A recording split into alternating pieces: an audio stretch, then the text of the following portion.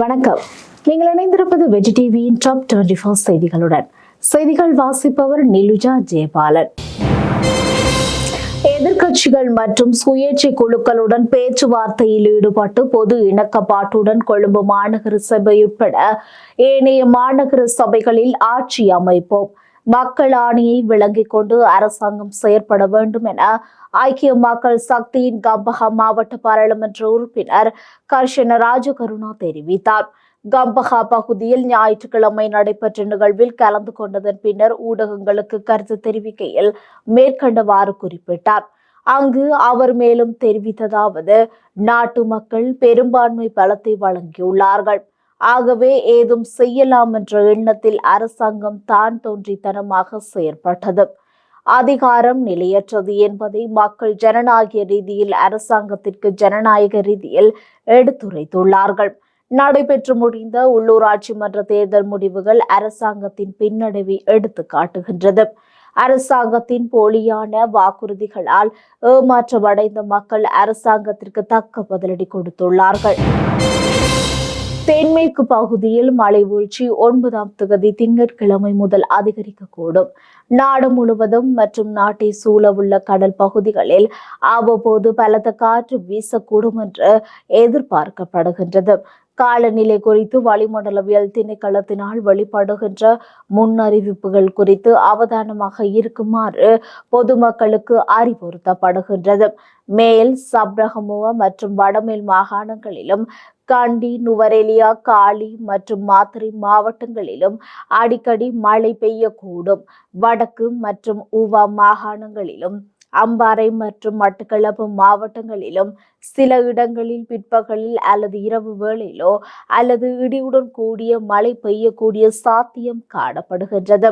மத்திய மலைநாட்டின் மேற்கு சரிவு பகுதிகளிலும் வடக்கு, வடமத்திய, வடமேல் மற்றும் தென் மாகாணங்களிலும் திருகோணமலை மாவட்டத்திலும் அவ்வப்போது மணித்தியாலத்திற்கு 30 தொடக்கம் 40 கிலோமீட்டர் வரையான வேகத்தில் ஓரளவு பலத்த காற்று வீசக்கூடும். இடியுடன் கூடிய மழை பெய்யும் வேளைகளில் அப்பிரதேசங்களில் தற்காலிகமாக பலத்த காற்று வீசக்கூடும். மின்னல் தாக்கங்களினால் ஏற்படக்கூடிய பாதிப்புகளை முன்னெச்சரிக்கை நடவடிக்கைகளுக்கு தேவையானவையை எடுத்துக் கொள்ளுமாறு பொதுமக்களுக்கு அறிவுறுத்தப்படுகின்றது. ராணுவ சேவையிலிருந்து சட்டப்பூர்வமாக ஓய்வு பெற்ற 45 வயதிற்குட்பட்ட 10,000 பேரை போலீஸ் சேவையில் சேர்க்க பொது பாதுகாப்பு அமைச்சு திட்டமிட்டுள்ளது. தம்புத்தேகம போலீஸ் கண்காணிப்பாளர் அலுவலக திறப்பு விழாவில் கலந்து கொண்டு பொது பாதுகாப்பு அமைச்சர் ஆனந்த விஜயபால இந்த நபர்களை 5 ஆண்டுகளுக்கு பணியமர்த்துவதற்கான தொடர்புடைய அமைச்சரவை பத்திரம் என்று அமைச்சரவையின் ஒப்புதலுக்காக சமர்ப்பிக்கப்படும் என்று தெரிவித்தார். காட்டுநாயக்க சர்வதேச விமான நிலையத்தின் வருகை முனையத்தில் 7,600 சட்டவிரோத சிகரெட்டுகளை கொண்ட 28 அட்டைப்பட்டிகளுடன் சந்தேக நபர் ஒருவரை போலீசார் கைது செய்துள்ளனர். போலீஸ் போதைப் பொருள் தடுப்பு பணியக விமான நிலைய பிரிவின் அதிகாரிகள் குழுவினால் நேற்று இரவு நடத்தப்பட்ட சோதனையின் போது குறித்த சந்தேக நபர் கைது செய்யப்பட்டதாக போலீசார் தெரிவித்துள்ளனர். சந்தேக நபர் எலபடகமவை சேர்ந்த 20 வயதுடையவர் ஆவார். போலீஸ் போதைப் பொருள் தடுப்பு பணியக விமான நிலைய பிரிவு மேலதிக விசாரணைகளை மேற்கொண்டு வருகின்றது. முச்சக்கர வண்டி திருட்டில் ஈடுபட்டு வந்த சந்தேக நபர் ஒருவரை ராகம போலீசார் ஐஸ் போதைப் பொருட்களுடன் கைது செய்துள்ளனர். ராகம போலீசாருக்கு கிடைத்த ரகசிய தகவலின் பேரில் நேற்று பிற்பகல் ராகம பஸ் நிலையம் அருகே சோதனை நடத்தி 9 கிராம் 480 மில்லிகிராம் ஐஸ் என்ற போதைப் பொருட்களுடன் குறித்த நபரை கைது செய்துள்ளனர். சந்தேக நபர் கொழும்பு 14 வசிக்கும் 26 வயதுடையவர் ஆவார். சந்தேக நபரிடம் மேற்கொள்ளப்பட்ட மேலதிக விசாரணையில் ராகம போலீசாருக்கு 4/6/2025 அன்று 1,80,000 மதிப்புள்ள முச்சக்கர வண்டியை திருடிய குற்றத்தில் அவர் சந்தேக நபர் என்பது தெரிய வந்துள்ளது. திருடப்பட்ட முச்சக்கர வண்டி போலீஸ் காவலில் எடுக்கப்பட்டுள்ளதுடன் ராகம போலீசார் மேலதிக விசாரணைகளை மேற்கொண்டு வருகின்றனர். வெசாக் தின பொது மன்னிப்பின் போது ஜனாதிபதி மன்னிப்பின் கீழ் ஒரு கைதி சட்டவிரோதமாக விடுவிக்கப்பட்டதாக கூறப்படும் குற்றச்சாட்டில் அனுராதபுரம் சிறைச்சாலையின் துணை ஆணையாளர் ஒருவர் குற்றப்புலனாய்வு துறையால் கைது செய்யப்பட்டுள்ளார்.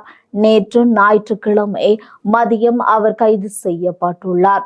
2025 வெசாக் காலத்தில் வழங்கப்பட்ட ஜனாதிபதி மன்னிப்பை செயல்படுத்துவதில் ஏற்பட்ட முறைகேடுகள் குறித்து குற்றப்புலனாய்வு துறை நடத்தி வரும் விசாரணையில் ஒரு பகுதியாக இந்த கைது இடம்பெற்றுள்ளது. ஜனாதிபதியால் அங்கீகரிக்கப்படாத கைதிகளை சட்டவிரோதமாக விடுவிக்க பொது மன்னிப்பு தவறாக பயன்படுத்தப்பட்டதா என்பதை அதிகாரிகள் விசாரித்து வருகின்றனர். ஜனாதிபதியின் ஒப்புதல் இல்லாமல் ஒரு தண்டனை பெற்று வங்கியாளர் விடுவிக்கப்பட்டதாக வெளியான தகவலை தொடர்ந்து இந்த வழக்கு தேசிய கவனத்தை ஈர்த்துள்ளது. யாழ்ப்பாண சட்டத்தரணி ஒருவர் குறித்து பொய்யான தகவல்களுடன் அவருடைய புகைப்படத்தினை சமூக வலைதளங்களில் பதிவிட்டு அவதூறு பரப்பிய குற்றச்சாட்டில் நபர் ஒருவர் இன்றைய தினம் கைது செய்யப்பட்டுள்ளார். இனுவில் பகுதியைச் சேர்ந்த சட்டத்தரணி ஒருவர் போலி உறுதிகளை நிறைவேற்றியதாக சட்டத்தரணியின் புகைப்படத்துடன் போலியான தகவல்களுடன் சமூக வலைதளங்களில் அவதூறு பரப்பியமை தொடர்பில் சட்டத்தரணி சுன்னாகம் போலீஸ் நிலையத்தில் முறைப்பாடு செய்திருந்தார். முறைப்பாட்டின் பிரகாரம் விசாரணைகளை முன்னெடுத்த போலீசார் குறித்த சமூக வலைதள கணக்கு உரிமையாளரை போலீஸ் நிலையம் அழைத்து விசாரணைகளை மேற்கொண்டதுடன் சமூக வலைதளத்தில் சட்டத்தரணி தொடர்பாக பதிவிட்ட குற்றச்சாட்டுகளுக்கு ஆதாரங்களை சமர்ப்பிக்க கோரியிருந்தனர். ஆதாரங்களை சமர்ப்பிக்க தவறியமையால் அந்நபரை கைது செய்து போலீஸ் நிலையத்தில் தடுத்து வைத்து விசாரணைகளை முன்னெடுத்து வருகின்றனர். விசாரணைகளின் பின்னர் சந்தேக நபர் மல்லாகம நீதவான் நீதிமன்றில் முற்படுத்த நடவடிக்கை எடுத்துள்ளனர். பொசன் பண்டிகையை முன்னிட்டு இன்று திங்கட்கிழமை முதல் அனுராதபுரம், மிகுந்தலை மற்றும் அதனை அண்மித்துள்ள வழிபாட்டு ஸ்தலங்களுக்கு வருகை தரும் பக்தர்களின் பாதுகாப்பிற்காக 3500 போலீஸ் அதிகாரிகள் பணியில் ஈடுபடுத்தப்பட்டுள்ளதாக போலீஸ் தலைமையகம் தெரிவித்துள்ளது. போக்குவரத்தை நிர்வகிக்கும், பக்தர்களின் பாதுகாப்பை உறுதி செய்யவும், இந்த வழிபாட்டு தலங்களை அடிப்படையாக கொண்டு குளங்களை அண்மித்து ஏற்படும் விபத்துக்களை தடுக்கவும் பாதுகாப்பு திட்டம் நடைமுறைப்படுத்தப்பட்டுள்ளது. இதேவேளை சுற்றுச்சூழலை மாசுபடுத்தும் பிளாஸ்டிக், பொலித்தீன் போன்றவற்றை கொண்டு வருவதை தவிர்க்குமாறு தங்களின் உடைமைகளை பாதுகாத்துக் கொள்ளுமாறு பக்தர்களுக்கு அறிவுறுத்தப்பட்டுள்ளது. சூழல் ஆர்வலர் கிரேட்டா தன்பர்க் உட்பட செயற்பாட்டாளர்கள் பலருடன் காசாவை நோக்கி மனிதாபிமான பொருட்களுடன் பயணித்துக் கொண்டிருந்த கப்பலிற்குள் அத்துமீறி நுழைந்த இஸ்ரேலிய படையினர் அந்த கப்பலை இஸ்ரேலை நோக்கி கொண்டு செல்கின்றனர். இஸ்ரேலிய வெளிவிவகார அமைச்சு இதனை தெரிவித்துள்ளது. கப்பலை பாதுகாப்பாக இஸ்ரேலிற்கு கொண்டு செல்லுகின்றோம். அதில் உள்ளவர்கள் அவர்களின் நாட்டிற்கு பாதுகாப்பாக அனுமதிக்கப்படுவார்கள் என இஸ்ரேலிய வெளிவிவகார அமைச்சு தெரிவித்துள்ளது. இதேவேளை கப்பலிற்குள் இஸ்ரேலிய படையினர் நுழைந்த பின்னு ஃப்ரீடம் ஃப்ளோட்டில் அமைப்பு வீடியோ ஒன்றை வெளியிட்டுள்ளது. அந்த வீடியோவில் செயற்பாட்டாளர்கள், நாங்கள் தடுக்கப்பட்டுள்ளோம், எங்களை இஸ்ரேலிய படையினர் கடத்தியுள்ளனர் என தெரிவிக்கின்றனர். தமிழகம் கேரளா எல்லையில் உள்ள மயிலாடும்பாறை பகுதியில் 8ஆம் தேதி ஞாயிற்றுக்கிழமை காலை புலி ஒன்று இரைக்காக நாயை துரத்தி கொண்டிருந்தது. அப்போது அங்கிருந்த ஏலக்காய் தோட்டத்தில் வெட்டப்பட்டிருந்த உரக்குழிக்குள் எதிர்பாராத விதமாக இரண்டும் விழுந்தது. இதனை அடுத்து அவைகள் எழும்பிய சத்தத்தை கேட்டு ஓடி வந்து பார்த்த பொதுமக்கள் இது குறித்து வனத்துறைக்கு தகவல் தெரிவித்தனர். விரைந்து வந்த வனத்துறையினர் நாய் மற்றும் புலியை மயக்க மருந்து செலுத்தி பத்திரமாக மீட்டனர். பின்னர் அந்த புலி பெரியார் புலிகள் காப்பதற்கு கொண்டு செல்லப்பட்டது. பல மணி நேரம் நாயும் புலியும் ஒரே குழிக்குள் இருந்தாலும் விரட்டி வந்த நாயை புலி தனக்கு இரையாக்கி கொள்ளவில்லை என்பது அப்பகுதி மக்களிடம் நெகிழ்ச்சியை ஏற்படுத்தியுள்ளது. 3வது உலக கிண்ண துப்பாக்கி சுடுதல் போட்டி ஜெர்மனியின் மூனிச் நகரில் இன்று தொடங்கி 14ஆம் தேதி வரை நடக்கின்றது. இதில் ஒலிம்பிக் உலக சாம்பியன்கள் உட்பட 78 நாடுகளைச் சேர்ந்த 695 வீரர் வீராங்கனைகள் பங்கேற்றார்கள். குறிப்பாக ஒலிம்பிக் மற்றும் உலக சாம்பியன்களான சீனாவின் லியோஹாங், 20 வயதான ஷெங் லிஹாங், யூவிங் உள்ளிட்ட ஜாம்பவான்களும் களம் காண்கின்றனர். ஸ்பெயின் நாட்டில் சோசலிஸ்ட் தொழிலாளர் கட்சியை சேர்ந்த பெட்ரோ சாஞ்சஸ் பிரதமராக உள்ளார். சாஞ்சஸ் கட்சியை சேர்ந்தவர்கள் மற்றும் அவருடைய மனைவி குடும்பத்தினர் என பலரும் ஊழலில் ஈடுபடுகின்றனர் என குற்றச்சாட்டு எழுந்தது. இதில் அவருடைய சகோதரர் ஒருவர் சமீபத்தில் சிக்கியுள்ளார். இது பற்றி வரிசையாக வழக்குகளும் விசாரணை நிலையில் உள்ளது. இதனால் பிரதமருக்கு சிக்கல் ஏற்பட்டுள்ளது. அவருடைய அமைச்சரவையின் முன்னாள் உறுப்பினருக்கும் இது தொடர்பு உள்ளது என கூறப்படுகின்றது. இதனை அடுத்து அந்நாட்டின் முக்கிய எதிர்க்கட்சியான பாப்புலர் கட்சி சார்பில் மாட்ரிட் நகரில் ஆர்ப்பாட்டம் நடத்தப்பட்டது. இதில் ஆயிரக்கணக்கானோர் பங்கேற்று பேரணியாக சென்றனர். அப்பொழுது அவர்கள் பிரதமர் பதவி விலக வேண்டும் என கோஷம் எழுப்பியதுடன் புதிதாக தேர்தல் நடத்த வேண்டும் என்று வலியுறுத்தினார். அவர்கள் பேரணியாக சென்ற போது மாஃபியா கும்பல் அல்லது ஜனநாயகம் என்ற வாசகம் கொண்டு பேனரை சுமந்தபடி சென்றனர். ஆளும் அரசிற்கு எதிராக கோஷங்களை எழுப்பியவுடன் சென்றனர். இந்த பேரணியில் 50,000 பேர் திரளாக கலந்து கொண்டனர் என தகவல்கள் தெரிவிக்கின்றன. பெங்களூரில் இடம்பெற்ற கொண்டாட்ட விழாவின் போது 11 பேர் உயிரிழந்த சம்பவம் தொடர்பாக கிரிக்கெட் வீரர் விராட் கோலி மீது போலீஸ் முறைப்பாடு அளிக்கப்பட்டுள்ளது. IPL தொடரில் இறுதிப் போட்டியில் பஞ்சாப் அணியை 6 ஓட்டங்களால் வீழ்த்தி பெங்களூரு அணி வெற்றி பெற்று முதல் முறையாக சாம்பியன் பட்டத்தை கைப்பற்றியது. போர்த்துகல் அணி ஸ்பெயினை பெனால்டி ஷூட் அவுட்டில் வீழ்த்தி UEFA நேஷனல் லீக் கிண்ணத்தை கைப்பற்றியுள்ளது. இறுதி நிமிடம் வரை நீடித்த போட்டியில் பெனால்டி ஷூட் அவுட்டில் போர்ச்சுகல் 5-3 என்ற கோல் கணக்கில் வெற்றி பெற்றது. இரு அணிகளுக்கும் நிர்ணயிக்கப்பட்ட நேரத்தில் தலா 2 கோல்கள் அடித்து சமநிலையில் இருந்ததாக போட்டி ஹீட் அவுட் முறைக்கு சென்றது. போட்டியின் 21வது நிமிடத்தில் மார்டின் ஜீஃப்மெண்ட் அடித்த கோல் மூலம் ஸ்பெயின் அணி முன்னிலை பெற்றது. எனினும் அடுத்த 5 நிமிடங்களுக்கு பிறகு நுனோ மெண்டிஸ் போர்த்துகல் அணிக்காக கோல் அடித்து சமநிலைப்படுத்தினார். முதல் பாதி முடியும் தருவாயில் 45வது நிமிடத்தில் மைக்கேல் ஓயர்சாபால் கோல் அடித்து ஸ்பெயினை மீண்டும் முன்னிலைக்கு கொண்டு வந்தார். இதனால் போட்டியின் முதல் பாதியில் 2-1 என்ற கோல் கணக்கில் ஸ்பெயின் அணி முன்னிலை பெற்றது. எனினும் இரண்டாம் பாதியில் 61வது நிமிடத்தில் போர்த்துகல் அணியின் நட்சத்திர வீரர் கிறிஸ்டியானோ ரொனால்டோ கோல் அடித்து அசத்தினார். இதனால் 2-2 என்ற கோல் கணக்கில் இரு அணிகளும் சமநிலை பெற்றது. பின்னர் இரு அணிகளும் கோல் அடிக்க முயன்றது, ஆனால் பயனில்லை. இறுதியில் ஹீட் அவுட் முறையில் போர்த்துகல் அணி 5-3 என்ற கோல் கணக்கில் வெற்றி பெற்றிருந்தது.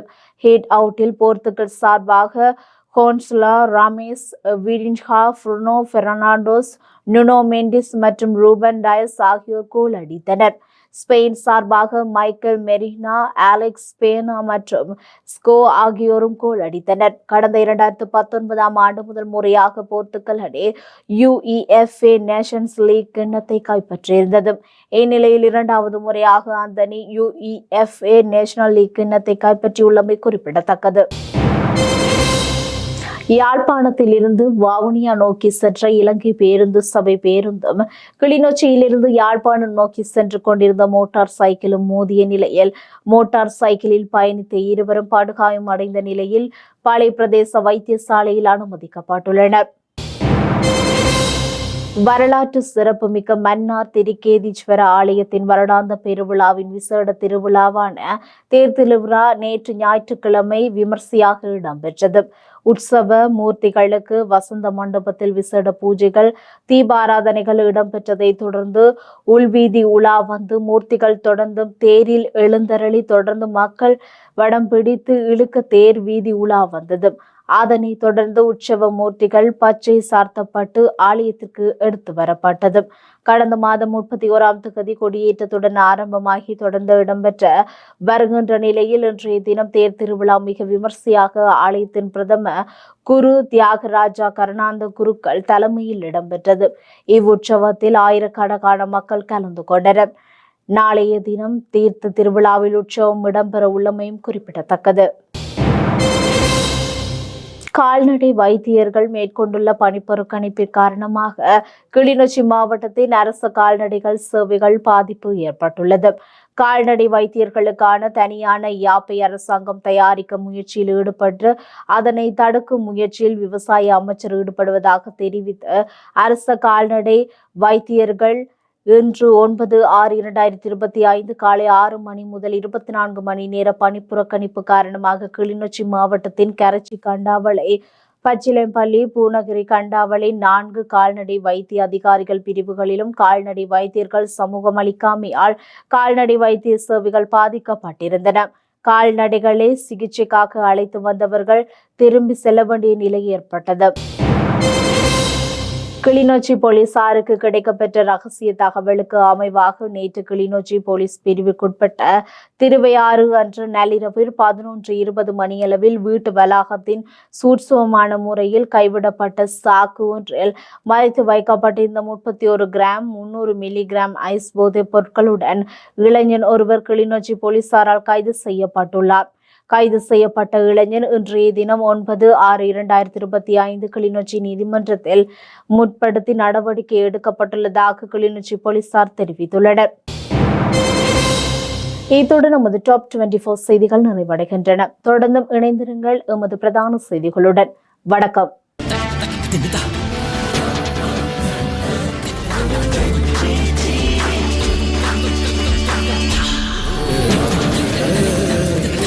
Kita